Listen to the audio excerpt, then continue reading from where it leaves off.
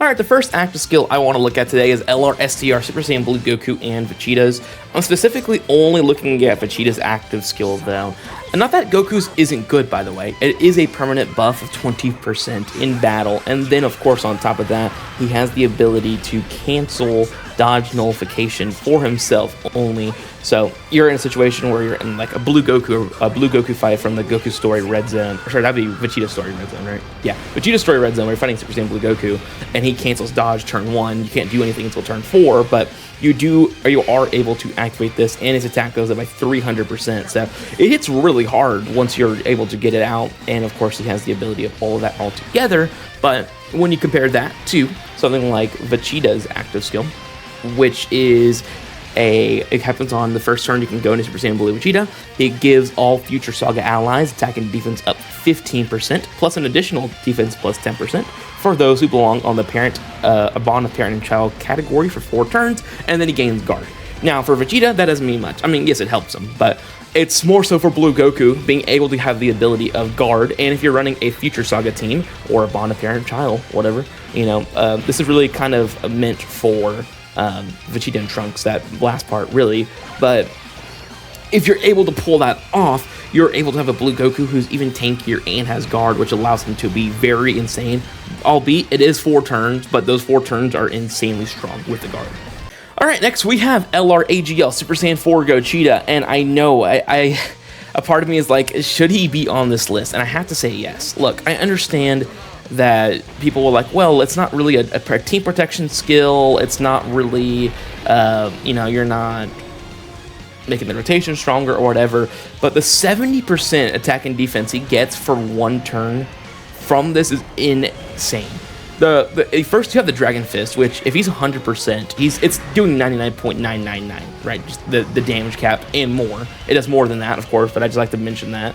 And then on top of that, then he gets the 70% attack and defense for the turn, so he's not dying, 1. And then 2, the amount of damage this guy is doing on his active turn is insane. It's like, it's not Tech Vegeta level, of course, but I feel like it's pretty dang close. I want to see the APT numbers on the amount of damage he's doing in a turn with his crit numbers being guaranteed, right? And then on top of that, you have him doing what? I mean, if you have him a little juiced up, he's doing 150 mil supers on his 18 key, followed by like 70 to 80 mil on the 12 key, a little more conservative, about 110 mil on the 18 key, and 50 mil on the 12 key, right? But like using this unit against Rose and Zamasu, the hardest fight in the game currently, he's blitzing them and killing them on turn 3.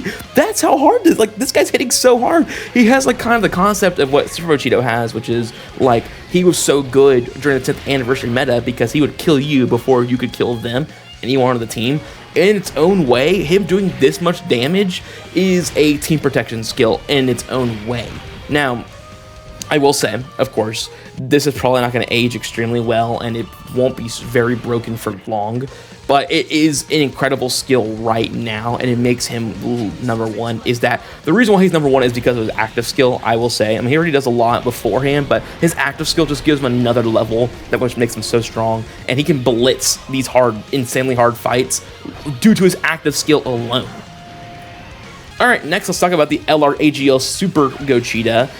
Clearly, he's on the list for a reason, because everyone and their brother uses his active skill in showcase battles. And the thing is, you can be mad about that, and I get mad about it sometimes too. I'm like, I want to see what the unit does, not what he does next to Gogeta. But it's also very practical, because this unit, if you can get past the first turn in his base form, it's not hard to see, right? It's not hard to get to turn 5 fusion and then pop the active skill right away. And Gogeta is one of the tankiest units in the game currently, so it's not hard to see it. And the reason why it's so good is because he's giving 54% attack and defense for the turn, and attacks effect against all types. That's quite insane.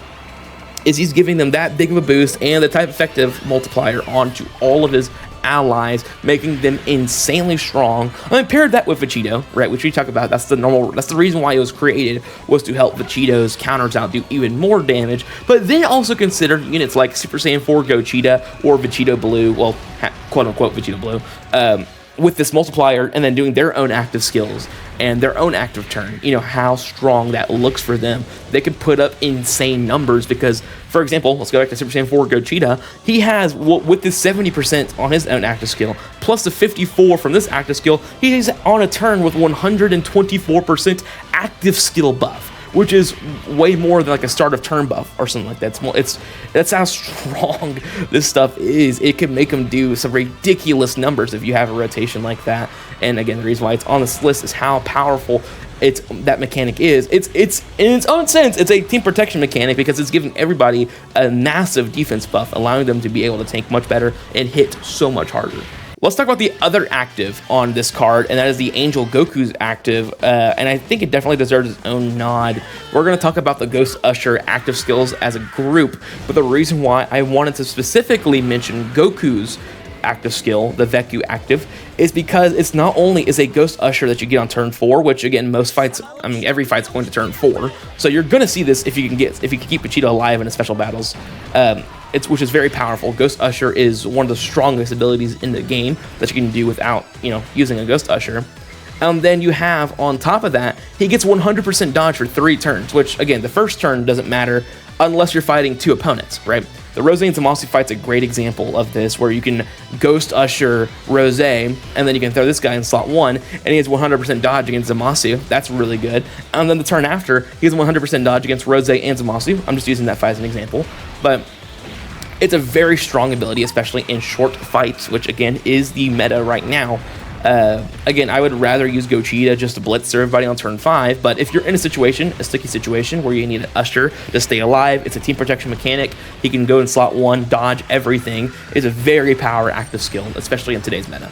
Alright, let's start talking about the Ghost Ushers in general. Like I mentioned earlier, I was going to talk about them as a whole because they're all about the same, right? You got Tech 17 and 18 who can use that turn 1, you got the Pycon who can use that on turn 4, and then you have Imp Boo who can use it on after revive or on turn 7. Now, and just a asterisk next to 17 and 18, it's only when you're facing one enemy you can Ghost Usher above 35% HP, or when you're facing 3. So, for example, against Rose and Zamasu, you can't use it. Against the Blues, you cannot use it right away. So, you know, not very strong in those scenarios, but it is very strong in fights like G4 or fights against Omega Shenron, right? Those are strong fights, and they are opponents that are just a single phase and a single opponent. So it's very strong in there. But the units that use it the best are definitely Pycon and Imp Boo, because, well, first of all, Boo has the team protection from his own revive that allows him to then die, come back, and the next turn you zap Rose. I'm using again the Rose because it's the hardest fight, and zaps Rose, and then you're only dealing with Zamasu. You can take him out very quickly, and you're moving on your merry way. Pycon is also similar to 17 and 18. You cannot use it when you're fighting both opponents, but on turn 4, Zamasu should be dead, or Vegeta should be dead, or, you know, both of them should be dead by turn 4.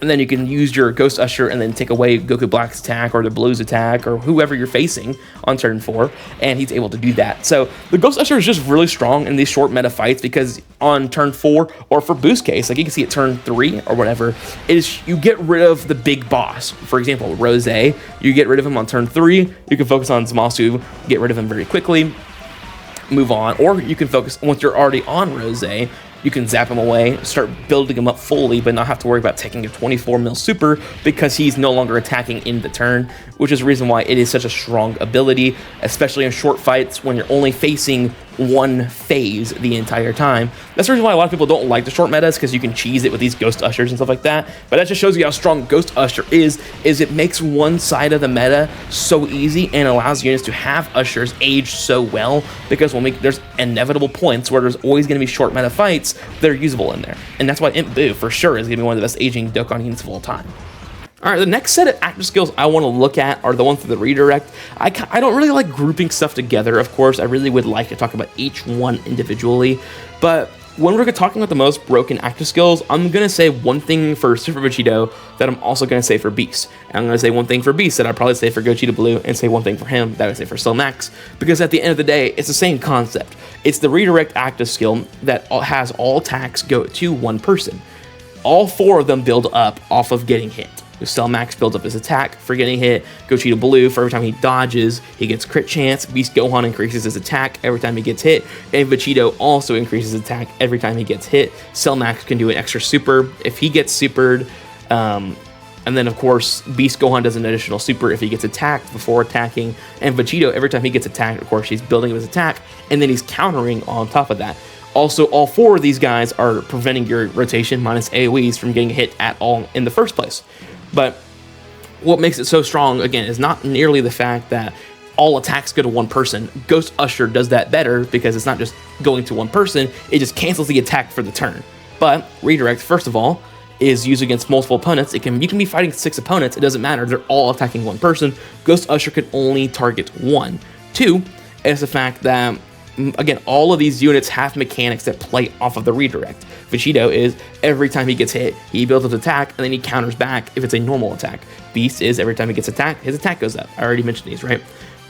So, the redirect is strong, yes, because it can affect multiple people. Yes, you're protecting the turn, but also the mechanics these units have tied to it allow it to become stronger. Cell Max is doing even crazier damage because the redirect is also on the turn where he's throwing out a giant spear that increases his attack. Gogeta Blue is going to have 100% crit. Beast Gohan is going to do 30 to 40 mil if there's enough attacks that hit him. And Vegeta is going to absolutely melt any boss that he just hits or gets on the redirect because he just keeps countering and countering and countering with crits and crits and crits. And it's just doing ridiculous damage. I mean, Vegeta's active is like 1 billion APT, which is insane, by the way. It's the amount of damage you can pull off of Vegeta's active is stupid, and the reason why it's still the most broken active skill in the game. But the other 3 as well are ridiculously strong due to, first of all, how easy it is to get most of these anyways, but team protection and other ways they're able to leverage the amount of attacks they have to become dominant in that turn as well. All right, let's talk about another group together, active, that has also started to dominate the recent meta, and has Giant Mode / Rage Mode. And I'm not going to say like Giant Mode wasn't good before, like it definitely was. But for example, like when you use Golden Great Ape most of the time, it wasn't that big of a deal. Your turn 4 against like Tech Kefla in the USS stage, or you're fighting turn 10 in the Festival of Battles against some random person, and you actually don't even want to use Great Ape because you feel like you're going to lose your charge or whatever.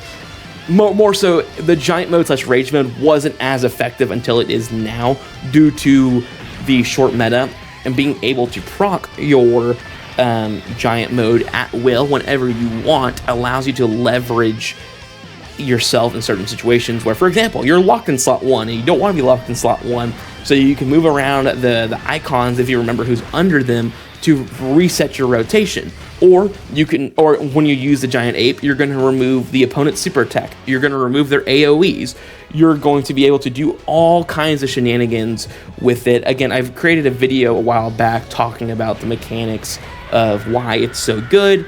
You can do certain things with standbys. You can like double charge up standbys. There's so much you can do with it. But again, units like GT Goku has it, but GT Goku is kind of forced into using it by turn 4 because you lose a lot of abilities in Super Saiyan 3 by turn 4. But Orange Piccolo is a great example of being able to use it at will. Clearly, you're not using Orange Piccolo right now, but Orange Piccolo is up for an easy A, and I would not be surprised to see him sometime soon. And Orange Piccolo's active skill is just insane. You can use it turn 3, and you can use it whenever he wants because he doesn't rely on the active skill to be good. You know, that's what makes Orange Piccolo such a valuable unit, of course, and why he dominated for so long, especially in short meta. And that's the reason why it's an insanely broken active skill right now when every fight's going 4 turns and you're able to cancel it at the most crucial point of the fight.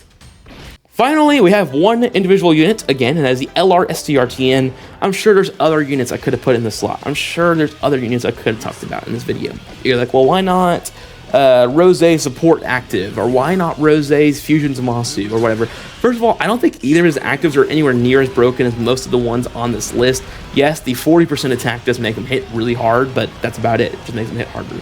And then his support active, yes, it's good for super bosses, but that's just about it. At least for Super Saiyan Blue Vegeta, when he uses his Father Son Gallant Gun, it's not only a support active, but it gives guard to the unit, which makes it very strong. STR Tien, the reason why it's strong is for 2 reasons. One, it does insane damage. Like, it's ludicrous amounts of damage. Yes, so does, again, Rose with his Fusions of Monster active. You can see the damage cap very easily. Same thing with Tien. You can see the damage cap very easily. But the greatest thing about Tien is you're able to attack in slot 2 and then go back into slot 1. So you get the benefits of slot 2, and you can put them in slot 1. So not only are you tanky, you now have dodge and some extra stats as well to go on top of it.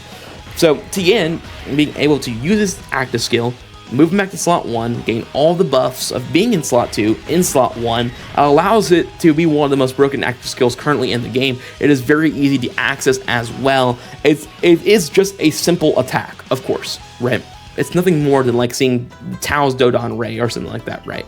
But the greatest thing about it is the fact, because again, he's a unit that gets different things from slot 1 and slot 2. You can go attack in slot 2, move back to slot 1, get the benefits of some of slot 2. You don't get everything, but you do get some of the stuff in slot 2. And be able to be a dodgy unit, a tanky unit. You hit harder. You already did damage cap in that turn. His active turn overall kind of feels like not what Super Saiyan 4 Gogeta is doing, but more so when you're considering the active skill, you have to consider what else they're doing in the turn. And again, Gogeta is doing ludicrous damage after the active skill. Tien is doing ludicrous damage and tanking better and has dodge because of the active skill and the reason why he's on this list. But let me know in the comments below what you guys think. Again, I did group some units together. I forgot to mention in the Ghost Usher active section, int hit. Yeah, you need to consider him as well. That Ghost Usher attack, which does a ton of damage if you stack, is very strong, of course. But, you know, let me know what you guys think in the comments below of these units. Do you agree with some of the actives I have on here? Do you disagree? Do you think we should remove some of these guys? Maybe like, you know, I don't know, Orange Piccolo or something like that. Because again, I know Orange Piccolo is not usable right now, but you know, Orange Piccolo's active itself is still broken. But again, I'm not really even including Orange Piccolo on the list.